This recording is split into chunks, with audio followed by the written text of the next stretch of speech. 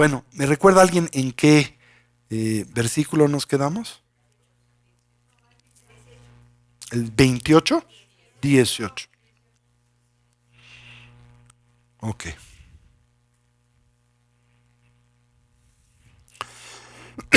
Dice, versículo 19, cuando las cosas...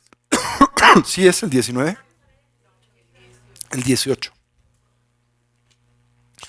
Versículo 18, cuando somos culpados injustamente por las fechorías de otros y falsamente acusados de fallas que no tenemos, y somos siempre objeto de abuso verbal, es la rueda de las armas afiladas regresando sobre de nosotros en un círculo completo por los errores que hemos cometido. Hasta ahora hemos despreciado y menospreciado a nuestros gurús.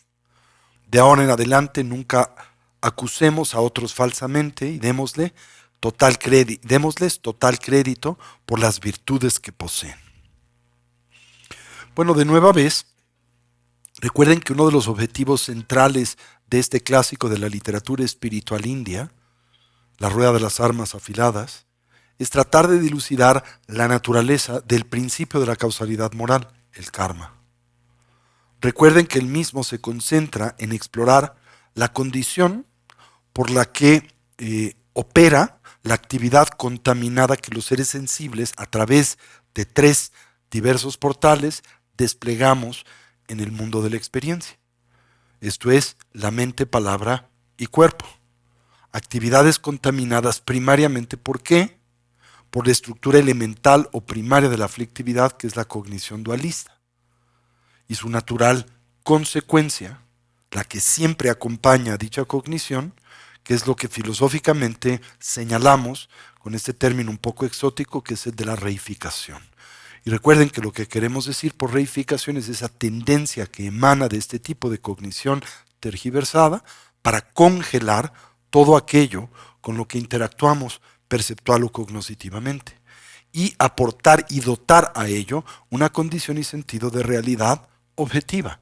La noción de que aquello que nosotros percibimos a través de estos diferentes portales existe como a nosotros aparece, subjetiva y temporalmente, de forma autónoma y del todo independiente a la cognición que de ello tenemos. ¿Sí?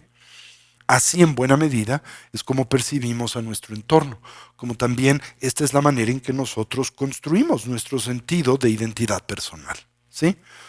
Consecuentemente, la tradición budista señala, ¿verdad?, como natural resultado de este tipo de proceso de distorsión cognitiva y emocional, nos vemos expuestos a la aflictividad, que es la palabra que quizá engloba de la mejor o más amplia manera el término indio dukkha, que comúnmente traducimos por sufrimiento, pero tiene muchas lecturas además de este. ¿Sí? A mí me gusta el término aflictividad porque aflictividad conlleva dolor, sufrimiento, insatisfacción, ansiedad existencial, miedo, en fin, todas esas diferentes circunstancias vitales que nos afligen, ¿sí? Y que impulsan y lanzan al individuo y su conciencia al desequilibrio, que es simultáneamente la definición que abrazamos en torno al término psicológico budista de klesha, Nyungun en la lengua tibetana. ¿Se acuerdan? Que en la tradición budista, cuando nos preguntamos cuál es la causa primaria de la aflictividad, la segunda de las 4 nobles verdades, ¿cuál es la respuesta? La causa primaria de la aflictividad es el karma y los kleshas. Se presupone que el karma y los kleshas son consecuentes de la ignorancia, porque claramente la causa elemental de nuestra aflictividad es la confusión. ¿Sí? Pero ¿cómo se manifiesta esa confusión? A través de una actividad de mente, palabra y cuerpo, enrarecida por esa confusión, eso es lo que llamamos karma, y esa actividad impulsa a la mente y conciencia al desequilibrio, y eso es lo que llamamos kleshas. Y nosotros hoy somos presa de un velo de esas aflicciones mentales y emocionales que impulsan a nuestra vida y conciencia a la aflictividad y al desequilibrio. Eso es lo que llamamos klesha avarana en la lengua sánscrita. Avarana quiere decir velo, ¿verdad? Y nosotros pareciese tuviésemos un velo de ¿qué? De esas aflicciones mentales y emocionales. Claro, ahí incluimos elementos como lo son la ira, el enojo, la aversión, el apego, el orgullo, ¿verdad? Los celos, etcétera. Pero primariamente, o el referente elemental de esa distorsión, claramente es la ignorancia. Tanto la pasiva como la proactiva o proyectiva. Tanto la prenatal con la que nosotros y por la que nosotros experimentamos el tipo de renacimiento por el que transitamos, que es el inercial habitual y compulsivo, o el intramundano o el samsárico, como le quieran llamar, como también la ignorancia socializada o condicionada, que es aquella que en nosotros se refuerza en consecuencia precisamente de la exposición a nuestro entorno y a otros. Hoy diría yo que esa se magnifica de una forma excepcionalmente eficaz a través de los dispositivos inteligentes. Ellos son hoy en día el instrumento a través del cual se fortalece la ignorancia socializada. ¿Sí? Y de una forma increíblemente eficaz porque están diseñados para eso. ¿Sí? Para generar adicción, para explotar una atención de muy corto plazo, ahora de no más de un minuto. ¿Sí? En fin, es muy grave la situación a la que nos vemos expuestos con estos diferentes instrumentos y creo que sin importar quiénes seamos, la edad que tengamos, tenemos que abordarlos con muchísima precaución y cuidado, porque son muy, muy adictivos, especialmente los teléfonos. ¿Sí? Todo el tiempo estamos de alguna manera esclavizados a los mismos. Entonces, cuidado. Bien, entonces les decía que el objetivo de este texto, de este clásico de la literatura espiritual india, es explorar la naturaleza y condición de ese principio, el de la causalidad moral, y la relación que existe entre nuestras acciones y sus naturales consecuencias, ¿verdad? Con el propósito de establecer una especie de mapa, un mapa cognoscitivo, que nos permita dilucidar precisamente no solo el potencial de consecuencialidad de nuestras acciones y a través de ese medio evaluar si el costo que para nosotros presentan es propicio o no, sino también para entender y poder aceptar las condiciones de vida por las que hoy nosotros transitamos, a través de entender que no advienen de la nada y que todas estas son siempre consecuencias de circunstancias y de variables pasadas, ¿verdad? Propiciadas naturalmente por nosotros mismos, ya sea en esta vida y muy común o más presente en vidas pasadas. Bien, nos dice entonces su autor, primero, hasta ahora hemos despreciado y menospreciado, digamos, a otros como punto de partida. ¿Piensan ustedes que este señalamiento es justo o excesivo? Cuando dice, ¿no? Hasta ahora hemos despreciado y menospreciado a otros. ¿Están hablando de ustedes o de otras gentes? En otras palabras, ¿aceptan ese señalamiento? Yo sí. La verdad, con honestidad, sí he despreciado a otros. ¿Sí? La verdad, sí he menospreciado a los que me rodean. ¿Sí? ¿Eso es algo que acontece en mi vida muy de vez en vez o es recurrente? Confieso, es recurrente. ¿Sí? ¿Y por qué es recurrente? Porque a menudo, por lo menos en mi caso, tengo que hacer un esfuerzo para mantener un vínculo de empatía con los que me rodean. Porque experimento una tendencia recurrente hacia la objetivización de aquellos con los que convivo. Por ejemplo, cuando conduces tu automóvil, ¿cómo atiendes a las personas en la calle? ¿Son personas o son objetos? ¿Sí? Por ejemplo, la persona que se acerca a pedirte algún tipo de apoyo en un estado de calle o de indefensión, ¿es persona o es un objeto? ¿Sí? Es difícil mantener la conciencia empática de ese individuo o de esa familia como la de una persona y no cosificarles, ¿verdad? Y así lo hacemos con el mesero, y así lo hacemos con la asistente doméstica, y así lo hacemos con nuestra pareja, y así lo hacemos con todo el que se deje y el que no se deje. ¿sí?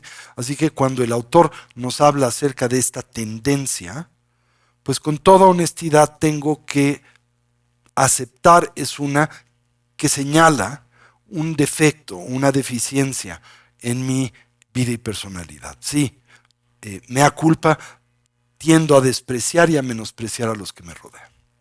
Sí, ¿sí? Por ejemplo, quizá si señalamos algo muy directo y cercano, no es algo que acontece inclusive con las personas más cercanas con las que convivimos, dígase tu pareja. ¿De verdad puedes decir que trátase de una figura que en tu vida posee una posición de exaltación y apreciación?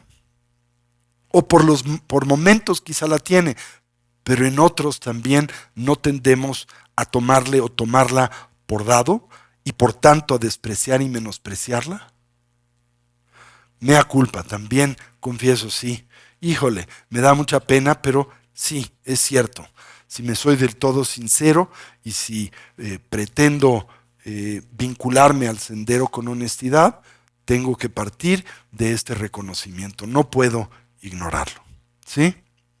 Ahora dice, dentro de ese contexto, ¿lo hacemos con nuestros mentores espirituales? Porque dice, ¿no? Hemos despreciado y menospreciado, bueno, entre corchetes, digamos, a quien se deje, ¿no? Pero después, de forma muy puntual, dice a nuestros gurús. ¿Qué quiere decir por nuestros gurús? A nuestros mentores espirituales, ¿no? Aunque quizá aquí tendríamos que incluir una vasta variedad de individuos que nos han informado, educado y guiado a lo largo de la vida. Por ejemplo, ¿qué relación tienes con tus maestros a nivel académico? Son personas muy importantes, influyentes en tu vida, pero ¿cómo los percibes? ¿Ocupan una posición importante en tu vida? Para estos, ¿tú experimentas un sentido de apreciación y gratitud? ¿O también tiendes a cosificarlos y por tanto despreciar y menospreciarlos, ¿no? Y si hacemos esto por las personas que nos han educado en muchas diferentes dimensiones y circunstancias de vida, ahora sí, centralmente, ¿lo hacemos para nuestros mentores espirituales? Bueno, primero tendríamos que preguntarnos qué quiere decir despreciar y menospreciarlos, ¿no? Porque quizá tú podrías arguir, y con razón, que esto no te atañe porque nunca has insultado a tu mentor espiritual, ni lo pendejeas, ni lo que fuere, ¿no? Puede ser cierto. Entonces, ¿estás libre de este señalamiento cuando se dice has despreciado y menospreciado a tus mentores espirituales? Bueno, depende de qué defines como el foco y centro de esa relación, ¿no? Entonces, ¿cuál es el foco y centro de la relación entre un mentor espiritual y sus discípulos? ¿Qué es lo que un mentor espiritual pretende hacer con estos? Liberarlos, ¿no? O guiarlos en el sendero que conduce a ese objetivo. La liberación, ¿de qué? Del velo de las aflicciones mentales y emocionales, ¿no? Entonces, cuando se habla de menospreciar y despreciar a nuestros mentores, una lectura de ello es hacer caso omiso de esa guía. ¿Se entendió eso? No es que insultes necesariamente o trivialices o menosprecies directamente a esa persona. Inclusive esa persona quizá puede tener y contar con una posición de gran apreciación y exaltada en tu vida. Y sin embargo, el foco de esa relación, que es la instrucción liberadora, es una que tú fallas en exaltar y hacer prioritaria en tu vida. Al hacer esto, pues el foco de esa relación se denigra. Y por lo tanto, y en efecto, estás menospreciando y despreciando el valor de esa persona en tu vida. Porque el único sentido que esa persona tiene es guiarte por las etapas del camino que conducen al despertar. ¿Se entiende esa idea? ¿Sí? Entonces, ¿lo habremos hecho? Sí, definitivamente. ¿Sí? También otro elemento que aquí se señala es la tendencia a acusar falsamente. ¿Sí? Ahora, si por esto imaginan algo muy exótico o muy extremo, quizá esto les libera de responsabilidad. Quizá ustedes pueden en efecto decir, no. Yo nunca he falsamente acusado a nadie, ¿sí? Pero ¿cuántas veces le han echado la culpa a alguien de algo que es responsabilidad de ustedes? ¿Sí? Les garantizo, o por lo menos una vez más, en mi caso, esto es común, ¿sí? ¿Y por qué es común? ¿Sí? Es algo que debemos de hacer un esfuerzo por evitar, ¿sí? ¿Se entiende esta idea? Decía uno de mis maestros, quería compartirles esta muy bonita nota. Decía,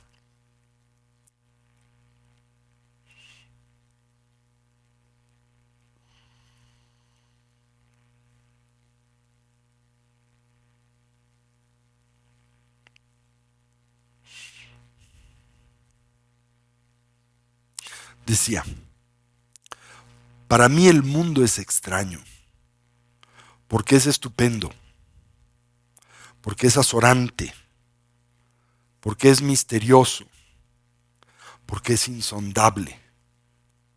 Mi interés ha sido el convencerte acerca de lo central de asumir la responsabilidad de estar aquí, en este mundo maravilloso, en este extraordinario desierto, en este tiempo excepcional.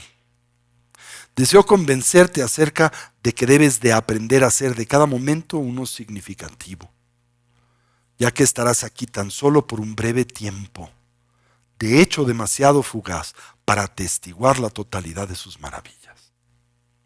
¿Sí? Esa es la función de un mentor espiritual, ¿no? Entonces, ¿qué es menospreciarle? Pues en esencia no seguir esa instrucción, ¿no? No asumir la responsabilidad que implica estar presente en este maravilloso entorno, mundo y tiempo, ¿verdad? No hacer de cada instante y momento uno significativo. Y un prerequisito para lograr ese objetivo, uno que no puedes extraer del mismo, es estar en este presente. No puedes aportarle significado a un instante vital si no estás lúcido y presente en el mismo. Olvídate de cualquier otro tipo de concepción fantasiosa. Tienes que empezar por eso. Si no estás presente, si no hay atención, ¿verdad?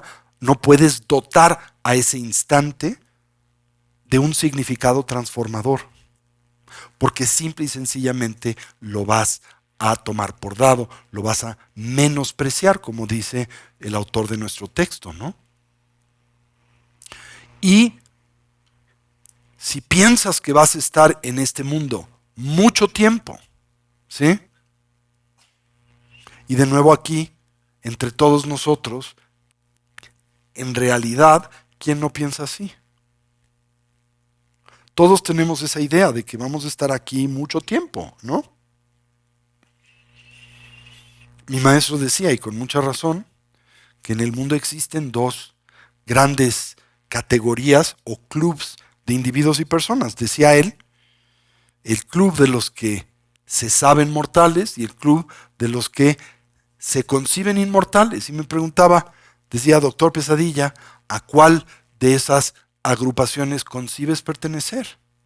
Y claro, yo que pensaba que esta era una pregunta retórica, ¿no? Y yo siempre arguía pues que evidentemente yo estaba consciente de mi condición transitoria, ¿verdad? Y él reía mucho y decía, no, de ninguna manera.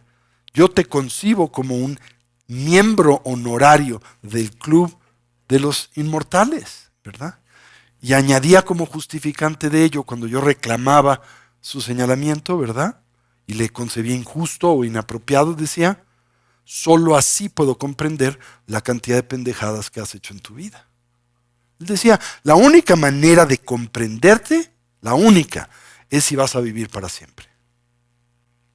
Porque si entendieras, ¿verdad?, que no vas a vivir para siempre, todas estas conductas en las que te enfrascas se tornan absoluta y completamente incomprensibles, insostenibles, irracionales, ¿verdad? Y es cierto, y si lo piensan, en cuántas cosas son las que nosotros invertimos una enorme cantidad de tiempo, energía y talento. ¿Cuáles son las batallas en las que en la vida nos enfrascamos? ¿Son batallas que realmente valen la pena ante nuestra condición mortal? ¿Qué piensan? Y ante el hecho de que puede ser que este sea en efecto el último momento de nuestras vidas. ¿Sí? ¿Qué opinan? Decía también, ¿no?, que tenía otra expresión muy bonita.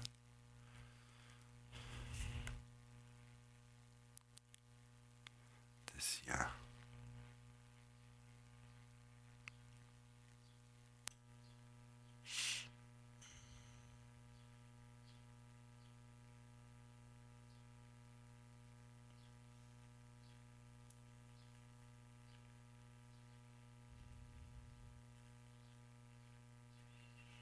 mm,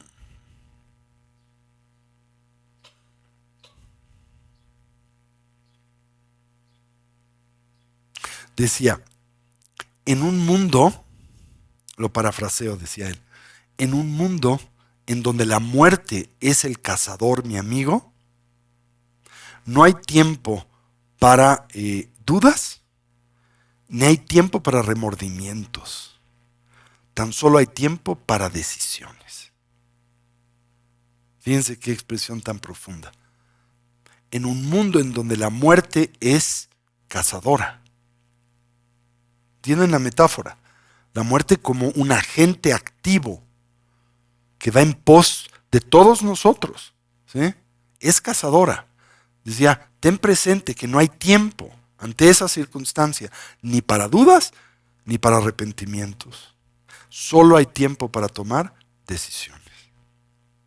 Porque la presencia de la muerte puede estar a la vuelta de la esquina. ¿Se acuerdan esa metáfora en donde, que es propia de las 35 prácticas de los bodhisattvas? ¿Se acuerdan?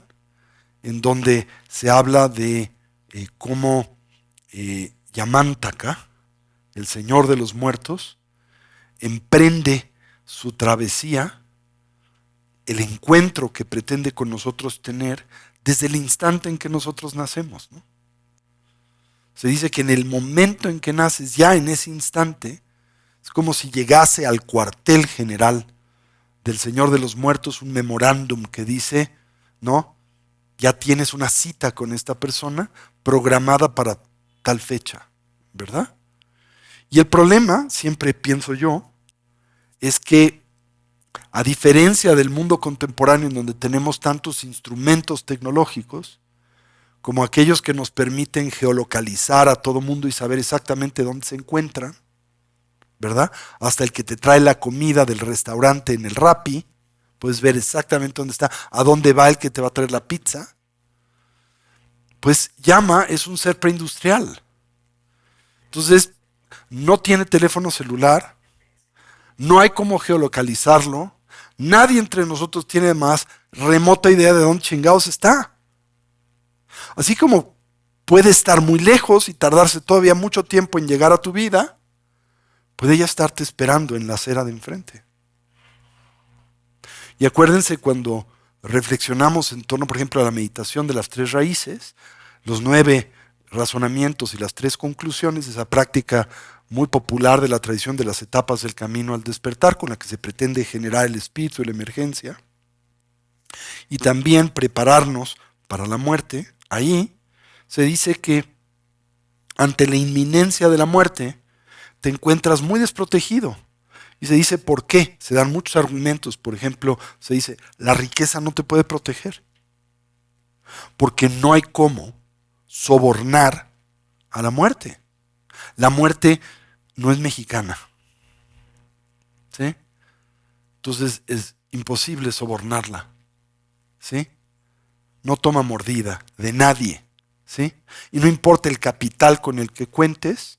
Acuérdense del dicho tibetano que dice que un mendigo muere exactamente igual en la misma condición que un rey. Porque cómo nace y cómo muere un rey y cómo lo hace un mendigo. nacen y mueren sin nada, ¿verdad? Llegan al mundo sin nada y se van de este sin nada. Como dice el señalamiento bíblico, polvo somos y polvo nos convertiremos. O la canción de Kansas que dice, todo lo que nosotros somos es polvo en el viento. Y tenemos esta noción como muy exaltada de nosotros, pero en realidad somos algo muy inconsecuente, ¿no? Aunque tenemos potenciales extraordinarios. Eso es cierto, ¿sí? Dice también esta herramienta introspectiva que la fortaleza física no es garantía, porque tampoco puedes fortalecer, no puedes forcejear a la muerte, ¿verdad? Dice que la juventud no es garantía, porque la gente joven se muere a veces antes que la gente grande. La salud no es garantía, porque la gente sana se puede morir antes que una persona en un estado y condición terminal. Cuando escuchas que alguien, ¿no?, se le da un diagnóstico terminal, te sientes como muy a salvo y piensas, hijo, qué bueno que fui yo. Tienes esta sensación de, hijo, a mí afortunadamente esto no me afecta y yo todavía tengo mucho tiempo. Pues cuidado, porque igual tú te mueres antes que esa persona. Es como el SAT, no hay garantía, ¿sí? Todo puede pasar y lo puede hacer en cualquier momento, ¿no? Entonces, en ese mundo en donde la muerte es un cazador, pues en esencia lo que nos dice mi maestro es que no hay tiempo que perder. Y es autoevidente que nosotros perdemos mucho tiempo en toda variedad de tareas que no son consecuentes. ¿Cuáles? Pues esa es labor de cada uno. Cada quien tiene que establecer ese inventario. ¿Cuáles son esas actividades inconsecuentes en las que nosotros dedicamos e invertimos nuestro tiempo? ¿Sí? Bueno, una categoría interesante a explorar en ese contexto son expresiones en nosotros reiteradas o recurrentes como ¿y si solos, no? ¿Y si tan solo hubiéramos hecho? ¿De qué te sirve eso, no? Yo soy muy dado a eso, ¿no? Cuando me topo con una circunstancia difícil, refunfuño y digo, ¿y si tan solamente hubiera hecho aquello? Pues sí, pero no lo hicimos, ¿no? ¿De qué sirve invertir tu energía en ese tipo de recriminación, verdad? No lo hiciste. Esta es la circunstancia en la que estás. Hay que lidiar con esta circunstancia ahora. Ese y si solo sale sobrando, ¿verdad? Debiste de haber. ¿Le suena familiar esa expresión? ¿No? Nos encanta externalizarla, proyectarla sobre de los demás. Debiste de haber. Pues el haber ya no existe porque el pasado no existe. No debemos demorar en él. No hay nada que podamos hacer acerca del pasado. Aunque sí podemos hacer algo que es útil en términos de Dharma. Siempre es posible recodificar el pasado en beneficio de tu desarrollo evolutivo. Que en esencia quiere decir extraer alguna enseñanza del mismo. Eso sí puedes hacer. No lo puedes cambiar, pero puedes recodificar, ¿no? Uno de nuestros maestros, que falleció el año pasado, muy trágicamente, porque era alguien de un valor inconmensurable, el doctor Paul Jeffrey Hopkins, el padre, en buena medida, de la tibetología occidental contemporánea, alguien que todos sus alumnos quisimos muchísimo y admiramos muchísimo. Y Jeffrey tenía una expresión muy bonita, y él decía, nos las compartió en alguna ocasión en uno de los varios seminarios que dio en Casa Tibet, y a los que muchos de ustedes no fueron porque tenían algo mejor que hacer. Se lo perdieron, ¿no? Y él decía, nunca es tarde para tener una infancia feliz. Qué expresión tan rara, ¿no? Nunca es tarde para tener una infancia feliz. ¿Qué querrá decir eso? Bueno, porque uno puede pensar, ¿cómo cambias el pasado? No lo puedes cambiar. Si tuve una mala infancia, ¿cómo que nunca es tarde para tenerla feliz? Dice, eso por lo que transitaste, como todo, no tiene identidad intrínseca. Nada de aquello por lo que has transitado tiene realidad objetiva. Porque En este momento, decía William James, el gran padre de la psicología occidental, William James decía, en este momento, aquello que decides atender es tu realidad. Así que también en referencia a tu pasado, dependiendo de aquello a lo que le das fuerza, es tu pasado. ¿No? Pero piensas que eso tiene una realidad independiente a lo que le das atención, cuando emerge en dependencia de aquello a lo que le das atención. O lo hace en dependencia de aquello a lo que le aporta significado. O la manera en que interpretas un evento, porque el evento en sí no tiene significado. No lo tiene independiente al que tú le aportas. Por eso decía el doctor Jeffrey Hopkins, decía, nunca es tarde para tener una infancia feliz. ¿En qué sentido? Que nunca es tarde para recodificar tu pasado, de tal manera que te sea de beneficio para tu futuro. ¿Sí?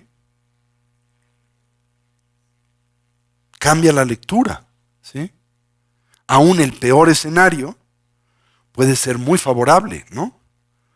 Por ejemplo, yo no tuve una infancia sencilla. Tuve una madre maravillosa, ¿verdad? Que eso es una bendición increíble en la vida, ¿verdad? Pero tuve una infancia muy difícil por razones variadas de salud, cognitivas, que me tomó años y un esfuerzo monumental superar. ¿Sí? Algunos entre ustedes han estado conmigo una buena parte de la historia del proyecto de Casa Tibet, saben cómo le hemos tenido que pedalear. ¿Sí? No es fácil hacer esto y mantenerlo vivo. Es una chinga monumental. ¿Sí? Bueno, ¿maldición o bendición? ¿Buen karma o mal karma? Pues depende de tu lectura, ¿no? En este momento, aquello por lo que optas es tu realidad. Así que, ¿cómo queremos ver la vida? Eso es como es. ¿Sí?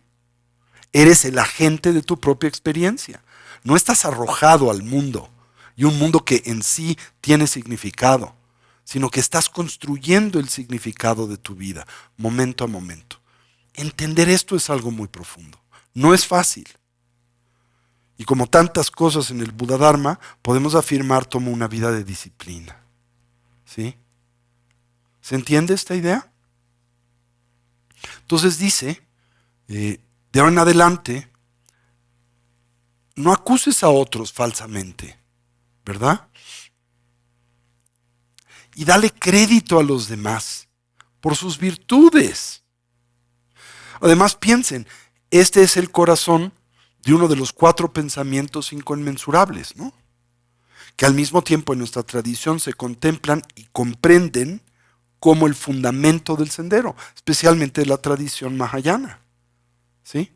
La bondad amorosa, la compasión, el regocijo y la imparcialidad. De estos 4, el regocijo, ¿en qué se centra? En apreciar las virtudes de otros. En oposición a lo que nosotros comúnmente hacemos, que es, en el mejor escenario, ignorarlas. Y en el peor escenario, menospreciarlas, ¿no? O envidiarlas. Ahora, en todos estos escenarios, cuando las envidias y las menosprecias, ¿cuál es el efecto en ti? ¿Cómo te sientes cuando estás bajo el influjo de ese estado mental? Por ejemplo, cuando te carcome la envidia. ¿Es una experiencia agradable o desagradable? ¿Es positiva o es negativa? ¿Es fuente de bienestar o de dolor? Y cuando las menosprecias, simultáneamente las alejas de tu órbita de actualización personal. Porque las trivializas y piensas que ese orden de actividad no existe en el mundo, o es siempre falso, o tiene siempre una agenda escondida. Y concluyes brillantemente pensándote un gran escéptico contemporáneo, ¿verdad? La virtud en el mundo no existe, o siempre viene acompañada de una agenda escondida, ¿verdad? O los que la despliegan son tontos, o si lo hacen, siempre lo hacen porque hay algo raro ahí de por medio. Duda de todo. Y como nos dice nuestra sociedad, nos educa de una forma espeluznante y nos dicen, piensa mal y acertarás. ¿Sí? Siempre piensa mal, te hace cínico. ¿no? Entonces, eso es terrible porque sacas de tu esfera de posibilidades la integridad de la virtud. Sí hay personas que obran virtuosamente y todos los días y en todos los contextos del vivir, ¿verdad? Desde la persona que le da el paso a alguien en la calle, o la persona que está pendiente de que no te tropieces con una piedra en la banqueta, o que te ayuda a cruzar la misma, o que tiene una deferencia contigo, ¿no? Por ejemplo, hoy tuve que llevar a una de mis hijas al colegio porque recurrentemente perdió el camión, ¿no? Y eso implicó que tuve que llegar aquí a las 8 de la mañana. Bien, porque así no llego tarde. Me fui a desayunar ahí a los biscuits de Álvaro Obregón, que me gustan mucho, y una mesera me atendió maravillosamente bien, con un enorme amor, con un enorme cariño, ¿sí? Me sorprendió, ¿no? Y algo adentro de ti siempre dice, será cierto, ¿no? ¿Qué hay de por medio? ¿Sí? ¿Será solo que está buscando la propina? Y después me avergoncé internamente y dije, no, esta es una persona virtuosa, ¿sí? Y celebré su virtud. Qué maravilla que todavía en este mundo haya alguien así, ¿no? Y que por lo menos me haga sentirme diferente para el día.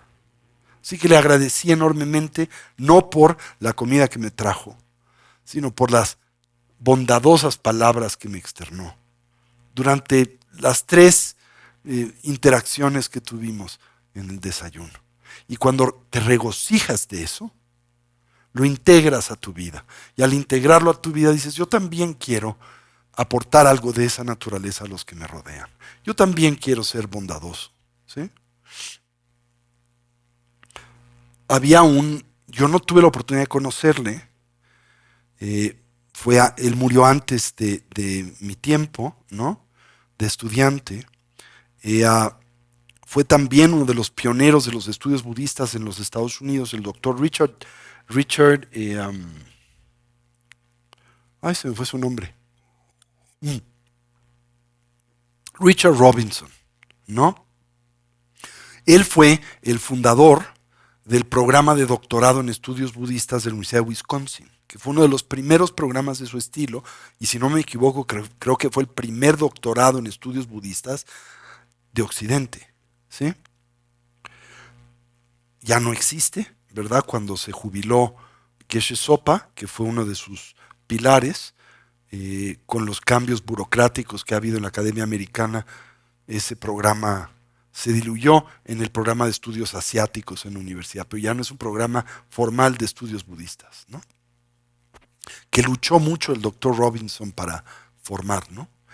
Y él, cuando estaba formando este programa, ahí por la década de los 60, hace mucho tiempo, estaba buscando, porque un componente muy importante de un programa de estudios budistas tiene que ser pues el área tibetana, porque la civilización tibetana ha jugado un rol históricamente importantísimo en la preservación de la cultura espiritual budista y de la cultura literaria y de la exégesis literaria budista en el mundo. Entonces, ese programa tenía que tener un área tibetana. Y buscaba el doctor Robinson un académico, pues local, o sea, que fuera tibetano, muy proficiente, para invitarle a trabajar en esta área. Y en aquel entonces, pues no había tibetanos en los Estados Unidos, más que entre ellos el gran Geshe Wangyal, que llegó a los Estados Unidos por ahí de 1957 y fundó en su casita en New Jersey un monasterio tibetano que llamó el monasterio budista lamaísta Kalmyko Mongol, ¿sí? Y en este lugar, por razones de karma, se vinculó con algunos jóvenes muy brillantes que más tarde tendrían un impacto trascendental en la historia del budismo en Occidente. El doctor Robert Thurman, que se convertiría en uno de los grandes especialistas en el budismo y en el budismo tibetano en el mundo y en los Estados Unidos. Tenía la cátedra Tsongkhapa en la Universidad de Columbia y ha sido recurrentemente nombrado uno de los 100 hombres más influyentes de los Estados Unidos por la revista Time. El doctor Jeffrey Hopkins, que fue el primer discípulo occidental de Geshe Wangyal, que era un lama brujo extraordinario. Alexander Berzin, que también ha tenido un rol muy importante en la historia del budismo en Occidente. Jonathan Landau, y muchos otros más, ¿no? Bien, entonces invita Geshe Wangyal. El Dalai Lama quiere mandar a los Estados Unidos en la década de los 60 2 jóvenes turcos para educarlos en Estados Unidos y que sirvan de puente cultural, ¿verdad? Quizá en aquel entonces el Dalai Lama no entendiendo los riesgos de ese experimento social, ¿verdad? Entonces, claro, mandó a estos turcos y todos pues dejaron los hábitos, se casaron y abandonaron pues su actividad de Dharma tristemente, ¿verdad? Pero mandó para cuidar y servir como tutor de ellos al gran Geshe Sopa, que había sido maestro del Dalai Lama, uno de sus sinodales en su examen de doctorado de Geshe en Tibet, ¿verdad? Uno de los grandes académicos de su generación, y lo manda a Estados Unidos para servir de tutor de estos jóvenes tibetanos, de estos 2 turcos, en el monasterio de Geshe Wangyal, ¿sí? Después, cuando Geshe Wangyal se retira, deja a Geshe Sopa de abad de este monasterio, y ahí el doctor Robinson, cuando estaba buscando un académico tibetano que pudiera servir como el profesor titular del área de estudios tibetanos de este doctorado en Wisconsin, extiende la invitación a Geshe Sopa, y Geshe Sopa se convierte en el primer tibetano en obtener pues una cátedra formal, lo que se llama un chair en los Estados Unidos, en una universidad norteamericana. Total que el doctor Robinson muere en una situación muy trágica. Hay una fuga de gas en su casa, en el boiler de su casa, y cuando él baja al sótano para tratar de prender el boiler, explota y muere en el proceso, muy joven, ¿sí? Y trunca su carrera y su vida. Y sus estudiantes, como es costumbre en los Estados Unidos, hacen un memorándum, hacen como una ceremonia de memoria de y en esta pues también hacen varias publicaciones. Entre estas publicaciones hay un clásico de introducción al Tantra centrado en el culto a Tara, que se llama así, el culto a Tara, The Cult of Tara. Es uno de los primeros estudios metódicos de la estructura del Tantra en Occidente, ¿sí? Y este libro, que se publica conmemorando a la vida del Dr. Robinson, tiene una dedicatoria. Y siempre recuerdo esta dedicatoria porque ese es uno de los primeros libros que yo tuve la oportunidad de estudiar en torno a la estructura del Tantra.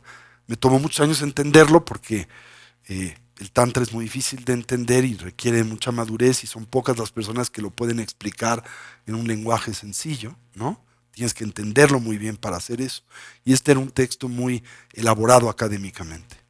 Pero del mismo se me quedó la dedicatoria. Y la dedicatoria de los estudiantes del Dr. Robinson hacia él dice, ¿verdad? Nunca la olvidaré, la tengo muy presente, en memoria de Richard Robinson, no solo una gran persona, decía eso, un gran académico, sino una presencia memorable. ¿Sí? Entonces yo siempre pensé, o he pensado en mi vida, o he vivido mi vida, con la esperanza de que las gentes con las que yo interactúe puedan eso decir de mí cuando me vaya del mundo. Que también fui en su vida una presencia memorable. Alguien digno de recordar. ¿Sí? Entonces, para hacer eso, uno tiene que vivir virtuosamente. ¿Sí? Y tienes que celebrar la virtud de los que te rodean. Cuando yo celebro esto, digo, qué maravilla la vida de alguien como este hombre, de tal calidad que todos los que con él interactuaron lo conciben como alguien a recordar en su vida. Alguien que hizo mella en su vida. Lo celebro, eso se puede. Y yo quiero hacer eso con la mía. ¿Sí?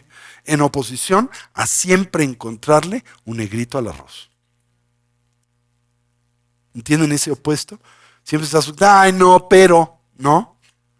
Tenía mal carácter o hizo esto, hizo aquello. Siempre le encontramos un negrito al arroz, por lo cual pensamos difícil celebrar la virtud de otros. Y si hacemos eso, ¿cuál es el costo? Ahora lo volteamos, ¿no? ¿Y qué nos dice el autor? Seremos culpados injustamente por las fechorías de otros, ¿verdad? Y seremos falsamente acusados de fallas que no tenemos. Y seremos objetos de abuso verbal. Así que si esa es tu circunstancia, recuerda, es la rueda de las armas afiladas regresando sobre de ti como consecuencia de los errores cometidos. ¿Sí? Y lo hace en un círculo completo. En otras palabras, todo lo que haces, regresa. ¿Sí? Así que como ven, este versículo que parece muy nimio, tiene mucha profundidad, mucha carnita que extraerle. ¿Sí? Y ese es el objetivo de este tipo de literatura, el que así la leamos, que la tratemos de interiorizar en nuestras vidas, acorde a nuestro propio desempeño vital en general. Entonces, cuando somos culpados injustamente por las fechorías de otros, ¿y qué tan común es eso? Muy común. Y cuando somos falsamente acusados de fallas que no tenemos, ¿qué tan común es eso? Es muy común. Y si somos siempre objeto de abuso verbal, ¿qué tan común es eso? Es muy común, pues es la rueda de las armas afiladas regresando sobre de nosotros en un círculo completo por los errores que hemos cometido. ¿Por qué? Pues porque hasta ahora hemos despreciado y menospreciado a otros, y en especial a aquellos que han sido trascendentes a nuestras vidas. De ahora en adelante, no les acusemos falsamente. Démosle crédito por sus virtudes. ¿Verdad? ¿Ok? ¿Se entiende esto? Bueno, pues dejémoslo aquí. Creo que es una buena dosis de Dharma. Vamos a dedicar el mérito, si piensan.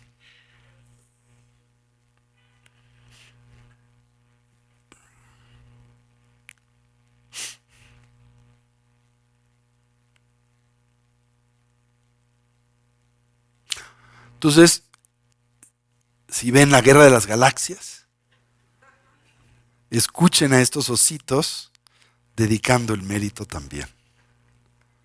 Los Ewoks, que hablan tibetano.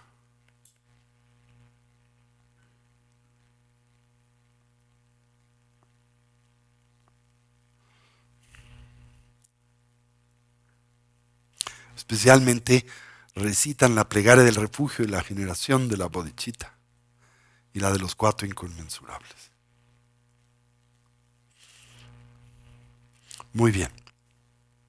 Sunam di tamche zepani topne nyepe janam panine kiega nachi balap trupayi sipe tsole droa shu.